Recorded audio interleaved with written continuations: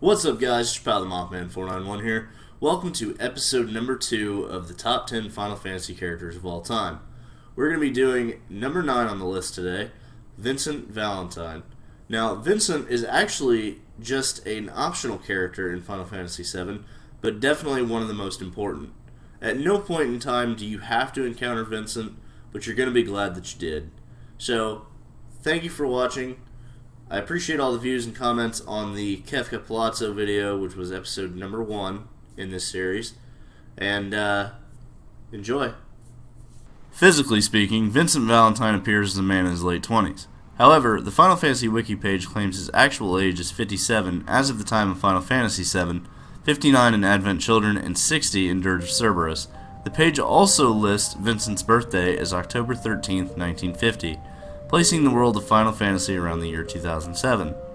With a red flowing cape, a golden claw-like gauntlet on his left arm, golden sabatons or boots, and his signature 3-barreled sidearm, Cerberus, Vincent is one of the most easily recognizable characters in Final Fantasy. He also sports crimson eyes and long black hair. His look throughout the series has not changed much, with only slight variations in outfit to the core look. He's seen in Advent Children also sporting a pink ribbon on his right arm, which is unlike the others who wear it on the left. This is due to the large arm gauntlet on his left arm. The pink ribbon is in remembrance of Aerith/Eris and her death at the hands of Sephiroth. He also has 4 limit break forms that he can transform into when his limit break gauge is filled: the Galean Beast, the Death Gigas, the Hellmasker, and Chaos. All of these appear to have reference to horror movie creatures or other Final Fantasy enemies. The Galean Beast FF7 model, to me, looks like a small version of the behemoth every famous Final Fantasy has, but also appears later to be very wolf or dog-like with horns and purple fur. The Death Gigas looks like a reference to Frankenstein's monster. Hellmasker looks very similar to Jason Voorhees of the Friday the 13th series of films, and finally, Chaos looks like Diablos or a winged demon. Chaos may also be a reference to the Final Fantasy I boss, who also appears to look like a winged demon himself. Early concept art for Vincent shows the same outfit look, but depicts him with a different weapon. The scythe, his original concept weapon, was changed in favor of the gun weapon we see in the finished version of the game. I think this change was for the better, and it fits his fluid style. As the son of Grimoire Valentine, the brilliant researcher who discovered the Chaos and Omega genes, this plays a pivotal role in Vincent's story, even though Grimoire is not mentioned often until the events of Dirge of Cerberus. His assistant was Lucretia Crescent, who plays not only an important role in Vincent's life, but also in the entire Final Fantasy VII lore itself. As the mother of Sephiroth, her child becomes the most famous villain in all of Final Fantasy. Vincent's story begins 30 years before the events of FF7. As a member of the Special Forces unit of Shinra Electric Power Company, also known as the Turks, he was assigned to supervise the Genova project in Nibelheim. It's during this assignment that he falls in love with Lucretia Crescent, who at the time was an assistant to Professor Gast.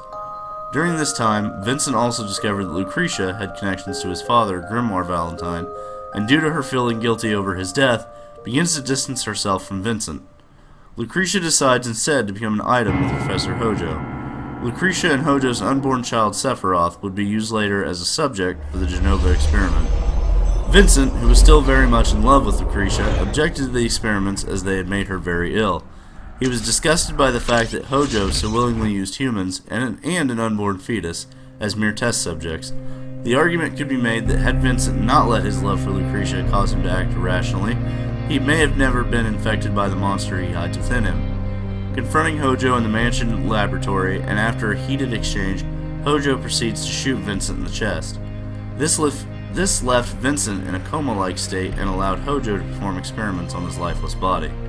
Lucretia, overcome with guilt and trying to set things right, injected the chaos-tainted Mako energy into Vincent's comatose body.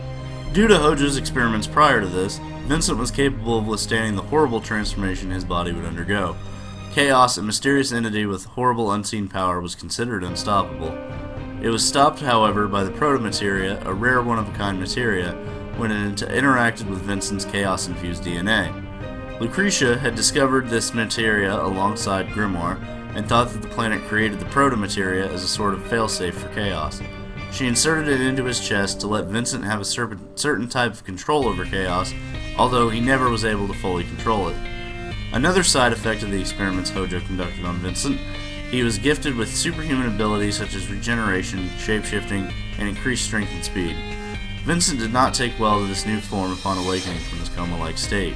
Guilt-ridden over Lucretia's illness and angry over his new monster-like form, Vincent locks himself within a coffin in the basement of Shinra Mansion. He sleeps fairly undisturbed for the next 30 years.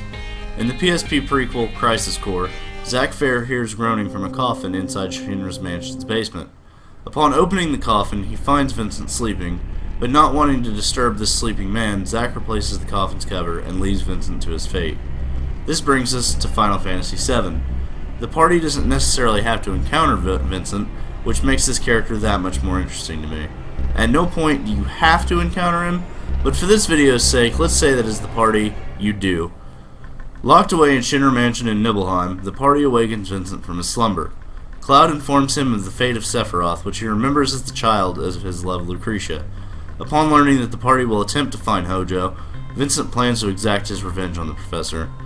Eventually, Vincent gets the chance to give Hojo the beatdown he's deserved for many years. The party can meet Hojo on top of the Sister Ray Mako cannon after Sephiroth has summoned Meteor. If Vincent is in the party, Hojo and Vincent will have a special dialogue specific to them. Vincent will claim he was wrong about being the one who needed to sleep for all these years, and that Hojo is truly the one who needed to be dealt with. Later on in the game, when the party discovers the secret location in Lucretia's cave, Vincent begins to remember his past and the altercation between himself and Hojo that led to his transformation.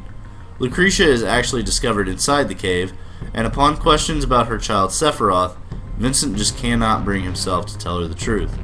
He tells her that Sephiroth is dead, not wanting to let her know that the monster Sephiroth has become. Vincent is torn apart by his love for Lucretia and can't help but be the quiet, brooding soul that we see in Final Fantasy VII. The party returns to Lucretia's cave after fighting 10 random battles. Vincent will receive his ultimate weapon, the death penalty. He will also receive his final limit break manual that bestows the player with the ability to transform into chaos. Vincent makes a short but important appearance in the sequel movie Final Fantasy VII, Advent Children. Vincent rescues Cloud from the remnants of Sephiroth and their leader, Kadaj. Vincent then explains the disease geostigma to Cloud, and the two hold a conversation for a few minutes. Feeling at fault for the death of Aerith and Zack, Cloud asks Vincent if sins are ever forgiven. In true Vincent fashion, and with the remarks we expect, he replies, "I've never tried."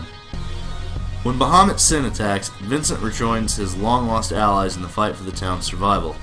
Vincent then tells the party when aboard their airship that Kadaj is just a remnant of Sephiroth, and that he will eventually become Sephiroth himself, but that it is Cloud's fight and they shouldn't interfere. Vincent earned himself an appearance in his own form of a sequel in Final Fantasy VII Dirge of Cerberus. Taking place a year after the events of Advent Children, he takes on the Deep Ground group, who were genetically engineered super soldiers developed by Shinra. They are in search of him and his proto-materia. Vincent is tasked with discovering why people around Gaia are vanishing. Vincent meets many new characters in the beginning of this game when attending a festival to celebrate the restoration of the worldwide network. Vincent becomes allies with members of the WRO, or World Regenesis Organization, and helps them in their fight against Deep Ground. It is later discovered that Deep Ground wishes to have Vincent's proto-materia to be able to control the final weapon of Gaia, Omega. Vincent is also involved in altercations with many new adversaries and characters, such as Rosso the Crimson, a member of the Deep Ground elite task force, the Sweats, a man named Azul, who also is after Vincent's proto-materia, Nero the Sable, a super soldier with incredible power, and even Professor Hojo. Vincent helps Shalua, a new ally and scientist in the WRO, save her sister.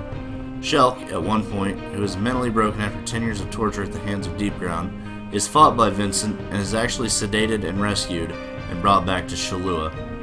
Towards the end of the game, Vincent discovers that Weiss, the Deep Ground leader, is actually Hojo possessing the body of Weiss. He had used the worldwide network, knowing it would be brought back online, and with it, his mind. He had just used Weiss to further his goals with Deep Ground. Vincent is able to take control of the raging chaos inside of him and retains his human form while doing so, defeating his nemesis once and for all, and finally avenging all these years of pain and torment he suffered at the hands of this madman. This is one of the most redeeming and uplifting parts about the story of Vincent, and it really makes his character come full circle. Vincent's story is not quite done, however, as the Mako reactor is reactivated and Omega is finally released from its slumber, fusing with the newly Hojo-free Weiss. Shulk is able to retrieve the proto-materia from Omega, return it to Vincent, which allows him to gain control of Chaos, who after the fight with Hojo became uncontrollable again. Vincent manages to defeat Omega Weiss, but appears to disintegrate during the fight. It is revealed, however, that Vincent is later seen alive and well inside Lucretia's cave, making amends and forgiving himself for his sins. When they talk about love stories and the adverse effects they can have on a character, Vincent is at the top of my list. He definitely has one of the saddest stories of any Final Fantasy character in my opinion when you actually dive deep into the character's history. Lucretia is everything you wanted and just can't seem to ever have her. The one fact that makes all of this a tragedy is that all this has been out of Vincent's control. From Grimoire dying to protect Lucretia, to her solidifying herself in crystal over her guilt, to her completely disappearing from her resting place in FF7. Vincent is always so close, yet so far away. However, by the end of Dirge of Cerberus, it appears that Vincent is finally at peace with himself and pursues life on his own path. This is truly a story of heartbreak with a glimmer of hope at the end of the tunnel. Vincent is one of the most complete and mysterious characters of the FF7 mythos. Not bad for an optional side quest character, huh? Well, there you have it, guys. That is number 9 on the top 10 Final Fantasy characters of all time list. Vincent Valentine.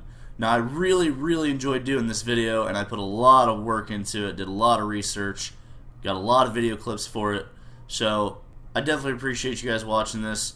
I love Vincent Valentine. I've always had a special place in my heart for him as a character.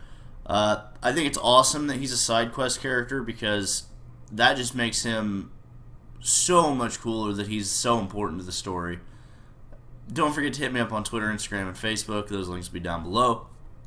Also, check out my live run on my Twitch channel of Final Fantasy IV. I'm doing a blind run of that where I've never played it before. I'm not using any strategy guides, no YouTube videos, no spoilers, nothing like that.